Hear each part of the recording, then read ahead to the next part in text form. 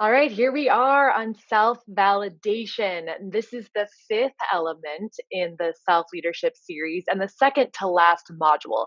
Next week, we're going to recap, we're going to put everything back together again so you can see it all as one unit instead of separate elements. Now, self validation is something I'm really excited to talk to you about because I am really terrible at it. I used to be an opera singer. I love immediate gratification, applause from other people. That is what drives me. That's what I thrive on. And you do not get that a lot in a leadership position. So, learning how to validate yourself, how to affirm yourself, is an incredible skill to make you a confident, empowered leader. So, I'm really excited that we are finally here. So why does this come last? Okay, well, once you've accepted that things aren't always going to be perfect and you become aware of how you're showing up in the world in ways you maybe aren't so happy with and ways you are pretty happy with. And once you start to bring those things into balance and understand the flow of traffic in your environment and get in the flow, and then you're compassionate with yourself even when you get a speeding ticket for not quite going in the flow how you would like to, you can start to validate yourself and say, yeah, I own this experience that I'm having. There's nothing wrong with it. It's human and it's natural, and I'm aware of it, and I'm compassionate with myself about it, and I'm trying. And I don't have to be perfect to be good. I don't have to, like, I can be smart and still want to learn more. I can have value and still want to achieve more. My value does not lie on the other end of reaching that objective or that achievement. And I'm going to remind myself of that and validate myself about that and affirm myself about that on a daily basis. So self validation is a confidence builder, and it is extremely empowering. And I'm super excited to teach you about it today. So, William Clay Ford Jr., he is the executive chairman of the Ford Motor Company. He's the great grandson of Henry Ford. So, this guy was born into a pretty powerful family. He was born into wealth, born into privilege. And yet he says, I'm not motivated by money or power or fame. In the end, it doesn't bring much happiness. The only thing that's driving me is self satisfaction, self validation. Thank you, William Clay Ford Jr. So, what's really cool about this is that, often we think, okay, well, happiness and I'm going to feel satisfied on the other end of this objective. And he's saying, no, like, I want to feel that now. I want to feel that sense of self validation now. I already have the money and the power and the fame, and that doesn't actually do it for you. That's not where self validation and self satisfaction live. And so that's what this module is about. It's about trying to help you get to that place of self satisfaction, self validation now, even when things aren't totally perfect. And we're going to define this more, right? As we do in each module. We're going to talk about what self-validation is and what it is not. We're going to look at what it looks like in practice and what it looks like when you're not practicing it so well. And either you're overcompensating by being kind of a know-it-all, or you are struggling with validating yourself at all and feeling really apprehensive and unconfident, insecure. And why does this matter for leadership? We kind of touched on that already, but we'll dig into it deeper. And then I want to give you some tools to integrate it starting now. So I think a lot of people think that self-validation is acting like a total narcissist who thinks they're the best thing since sliced bread and never stops bragging. That's what we think about.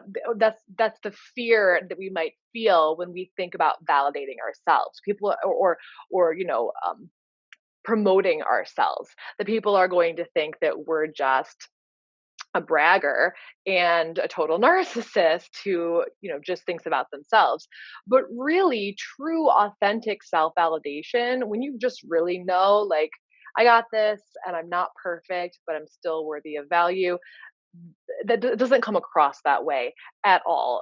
Usually people who are narcissistic don't feel a sense of internal security or internal sense of self-validation. So they are trying to create a facade because their sense of value comes from the feedback from others, not from within. So, for our purposes, for this course, our definition of self validation is the acknowledgement of one's internal experiences and inherent value, right? Like, I'm going through this world, I'm on this journey of life. very deep. I'm on this journey of life, and I still have inherent value. I like to think about a baby, right? A baby has not done anything. It hasn't accomplished anything except for maybe sleeping and taking a poop that day. But that baby still has inherent value, and you as a human being, flawed, pooping, have inherent value. One of the things that you may notice when self validation is out of balance is that you feel really fragile. You need a lot of cultivation, or maybe you notice this in some of your employees. They're fragile. They need a lot of cultivation, and the focus for a bouquet is having every flower just in place and it being really really pretty, and then they require real it's just so much care. They require a lot of hand holding. That sound familiar? The pH of the water maybe has to be just so, maybe like the perfect temperature. Do you put this kind of flower in the fridge or not in the fridge? Ultimately, they're fragile and then they die. Okay. And they take a lot of care, as opposed to wildflowers. Now, wildflowers are resilient. They require little to no maintenance. In fact, sometimes you want to get rid of them, and that requires maintenance because they are hardy. They are wild and they look messy, but they're still flowers. They really are beautiful. And something tells me that the wildflower really doesn't care if we consider it a weed. They grow anyway. And that self-validation is, I know who I am. I know I'm awesome. I'm going to keep growing anyway, even if you think I'm a weed. It's pretty cool. So here's some examples of when in the workplace or in school, I guess, where self-validation may be a little bit out of balance. And when self-validation is a little bit out of balance, people may overvalue awards, or they may be obsessed with awards, or they may conform their behavior in order to get those awards, because those awards or whatever titles are basically proof that says I have value. And so instead of it coming from within, they're looking for outside um, indicators that they have value. You'll also see this with know it alls, people who are constantly wanting to prove to others that they have worth. I'm contributing, I have worth. I see me, I'm validating, validate me and show me that I have worth. And they're constantly wanting to do that. I was definitely guilty of that for a long time, still probably am sometimes. Let's be real. I was a very happy A student who wanted to get those A's. I wanted to get those awards. They were proof that I had value, right? This is my personal struggle in life. And when that happens, it's really easy to compare yourself to others. Like, well, do they have more value than I do? Do they have more awards? Do they drive a fancier car? Do they make more money? Do they actually even earn that? Right. So it also brings up those insecurities and those defensive behaviors. And this is what happens when you're acting more like the narcissist, or people in your work are acting more like the narcissist, than just validating and having that sense of inner peace, knowing I don't have to show, I don't have to have awards, I don't have to know everything, and I don't have to, judge myself according to external, like societal values. I know that I have worth. So this is really interesting to me, and changed a lot of my perceptions on how groups think and why we want to impress each other in the first place. And it's something called social evaluative threat. And basically, in hunter gatherer times, if you were not valued by your tribe, or worse, if you were a threat to your tribe, if you were defective in some way, your tribe would just leave you and you die because you were not going to survive in the wild by yourself, more likely than not. And so, if we don't feel valued by our tribe, what happens is, remember that physiological stress response we were talking about a couple weeks ago? That pops up because you're like, oh my God, no, I have to be valued by my tribe or they're going to leave me. They have to think that I'm awesome or they're going to leave me and then I'm going to die. And this is hardwired into our bodies. Okay. So it's really, really difficult to overcome something that is just nature. But being aware of it and knowing how it can change our thinking and how it can give us this anxious stress response can be very empowering for us to kind of break free of that. Because in a corporate world, if somebody doesn't like you, you're probably not going to get fired usually. Okay. God, I hope that your culture isn't to that degree. Anyway, if it is, call me. But so let's look at self validation when it's out of balance. A little closer. So back to the know-it-all, the knower. She's like, I know everything. The knower resists innovation because they don't like feeling uncomfortable in situations where they don't know the answer. And they always want to be proving their knowledge instead of learning new ideas. Well, I know this, I know this, I know this. There's a I'm thinking about in Polar Express. I don't remember his name. The little kid with the glasses. Go watch that movie if you haven't seen it. He's a know-it-all. He's a knower, and this is how people show up when they don't have an internal sense of self-validation. Like I don't have to prove what I know all the time because their self-worth is determined by what they know.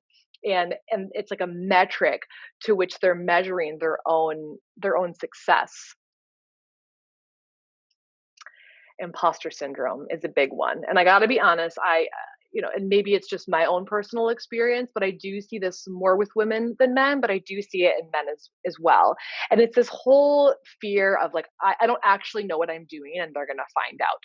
Well, no, most people in their jobs are guessing to some degree on a daily basis. You are not alone in that. Okay. But when that makes you feel inadequate and like you're constantly having to prove your worth, you're constantly having to prove your worth, you are operating in a place of threat all the time. And we talked about a couple weeks ago what that does to your higher brain function. So if you have imposter syndrome and you're always looking behind you to see who's going to figure out the truth that you don't know what you're doing, you're not going to know what you're doing because you're not using your highest brain function. And that happens when we're not validating ourselves and allowing ourselves to be just imperfect yet still worthy. And comparison, which we talked about briefly. This is measuring your self worth based on others, and it's putting a lot of emphasis on visible metrics of success, the fancy car, and maybe you just freaking love cars. Then that's cool, own it. But do you want a car because you love awesome cars and driving awesome cars, or do you want a car because you want a faster car like Jerry? Okay, I don't know why I picked Jerry, just came to my mind. And you also may, in a negative way, right, compare your current self to your past self. Like maybe you, I don't know, lost all your money in the stock market, crash of the recession in 2007, 2008, and you're like, oh, but back then I had everything going for me. Oh, but back then life was perfect. Or you had an injury, and oh, but back then I was so much faster. Or maybe now you're a little older and you're kind of out of shape. That happens, right? And you're like, oh, but back then. So you're constantly comparing your current self to your past self in a way that doesn't help you because you're measuring your self worth and your value based on metrics of like what you can do, what you could achieve, what you could earn, things like that. And that's why we do the acceptance piece ahead of time, right? Because it's like we are where we are right now, and that's cool. And you'll need a lot of external affirmation. Now, listen, I'm a former professional opera singer. Haven't talked about that either. But I love getting immediate, instant gratification. P.S. If you like this course, please email me and tell me. But because it became a challenge for me to even put things out on social media, right? Because I would measure my self worth by the opinions of others. I loved hearing that applause and I needed a lot of reassurance. And I worked for the reward of that applause. And when I shifted careers over time, which is a whole nother story, I still felt like I needed that reward, like I was missing that reward. And sometimes I even try to build it in to my daily life just to help me because I struggle with this self validation piece and being able to affirm myself. But and listen, to some degree, everybody needs external affirmation. So if this is you, find an affirmation partner, somebody where you can both share the awesome things that you're doing, the things you're proud of for that day. Maybe it's your spouse, maybe it's your mom, maybe it's your best friend, maybe it's some colleague, and you guys just want to sit down and share how great you are, not for the purpose of comparison, but for the purpose of celebrating each other. That is awesome, and I highly recommend it. So that will help you practice self validation in balance. And what does that look like? So when you are in balance with self-validation, you're okay learning. You're open, you're enthusiastic to learning new ideas, to new innovations, new systems and processes and ways of doing things, and you're not threatened by it. And you desire that continuous improvement and growth, and you're creative and curious.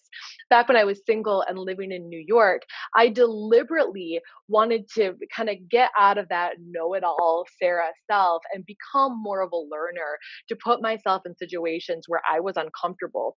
And I went rowing on in Central Park by myself. I took a trapeze class.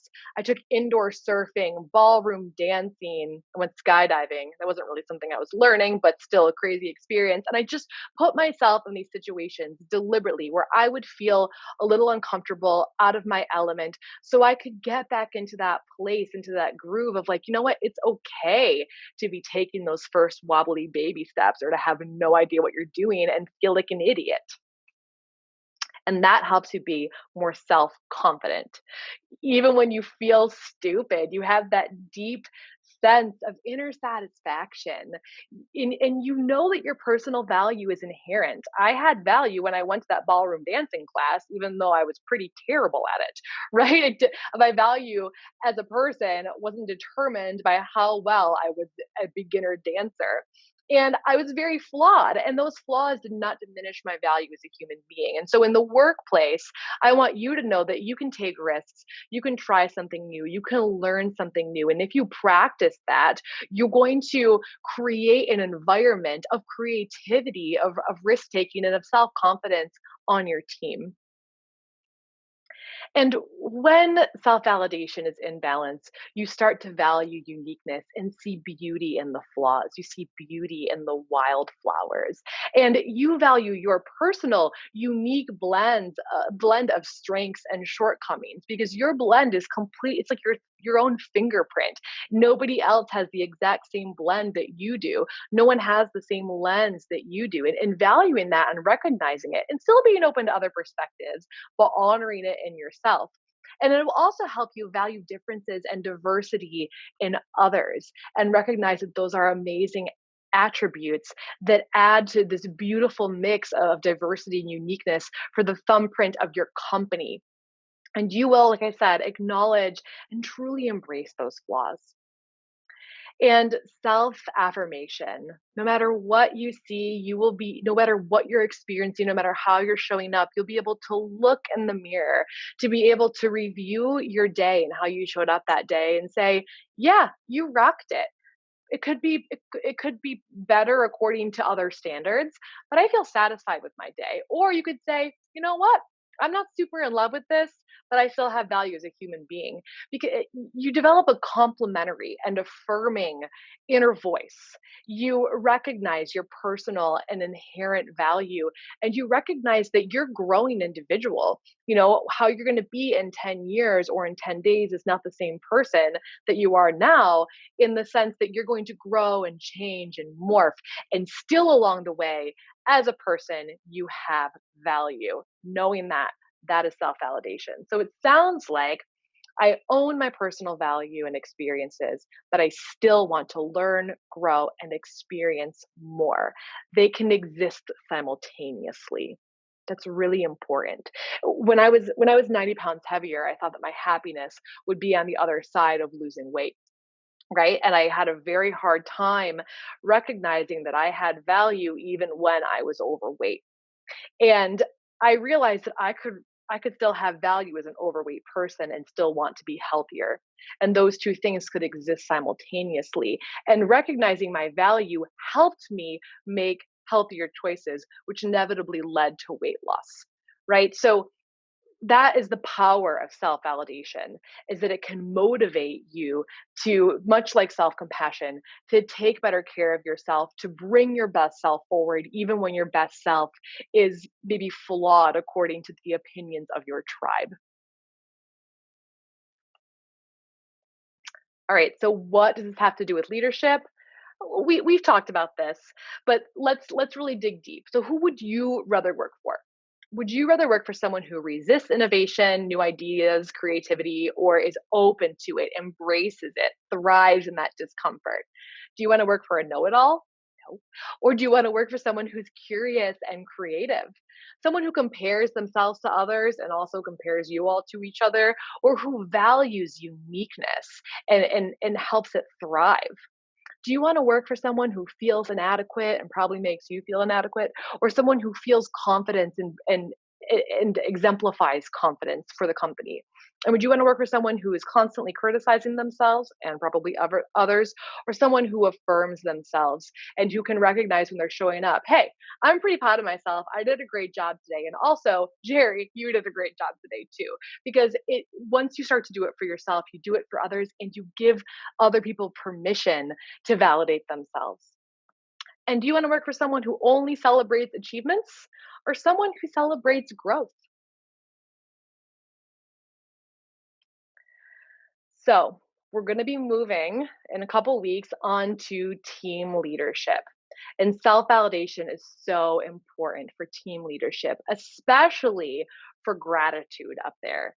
Gratitude can make the difference for how your team shows up, for how engaged they are. And when you're able to validate yourself, you're able to validate others and you're able to ask them to validate each other. I often ask my employees, what do you appreciate about what they did?